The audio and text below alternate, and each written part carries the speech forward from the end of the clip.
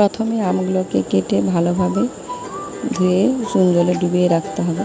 তারপর অল্প করে একটু সিদ্ধ করে নিলাম। চুন জলে ডুবিয়ে রাখলে আমগুলো শক্ত শক্ত হয়ে যায়, এতে খেতেও ভালো লাগে খুব আচারটা। বেশিক্ষণ না, 5 মিনিটের মতো ভাপিয়ে ঢেলে নিলাম। এরপর কড়াই ঘি, তেজপাতা, এলাচ, আদা দিয়ে তারপরে চিনি দিয়ে রস করে তারপরে আমগুলো ঢেলে দিলাম। ঢেলে দিয়ে এবার নাড়তে নাড়তে চিনির রসটা মরে মরে আসবে।